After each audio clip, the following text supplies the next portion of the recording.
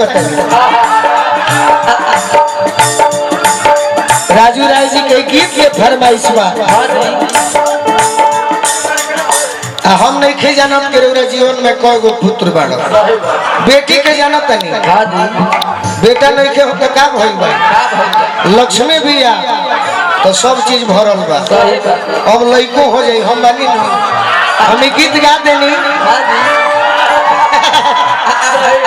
अरे महाराज देखिए रउरा सब हंस यही तरी हम बदनाम बने है यूट्यूब वाला हमारा के जिए ना दी रउरा सब मत हंसी हम बानी बानी के मतलब हम नारायण जी से हनुमान जी से माई सरस्वती से मनाई कि जेकरा के हम भाई मान ले बनी लक्ष्मी आ गई बड़ी एगो हमार भतीजा हो जाई अब हो जाई जा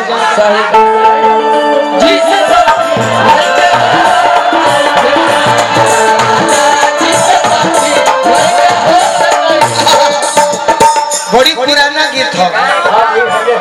सखी पूछली कि काहे रे सखी कौन कौन उपाय कइले हैं कहतरी दूधवा मलाई कतनो राजा के पियोनी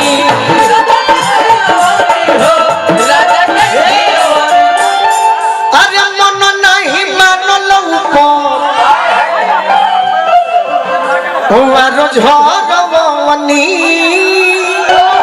अरे क्या रे पगली उपरवार झरौलू दिक्कत नहीं खे एगो उपाय जाना जहिया राजा ठेकेदारी को गई है चाहे कौन नहीं का के गई है अपन उठावा तनी मनी उठावा भीरी ले जाइए गबड़ा जाए पहले तू वो काम कइले बानी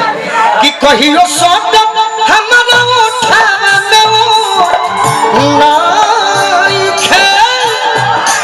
हमारा राजा जी से सखी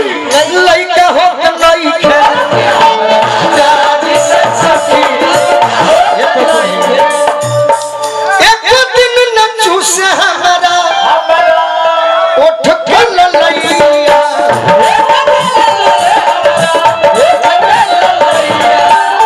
ठाकुर मनोज जी कोनो राजू राय कोनो कोई दी रुपैया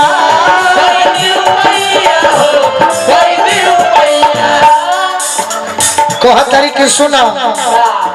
तहर देवरा बा गोलू राजवानु बड़ी तेज है मामला में ओकरा के धर कहली की गीला गोलू जैसन तोरा अरे पेटी को बनाई खे हमारा राजा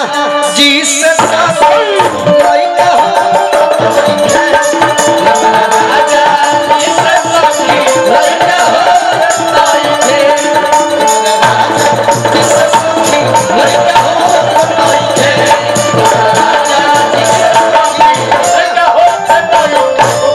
अदिति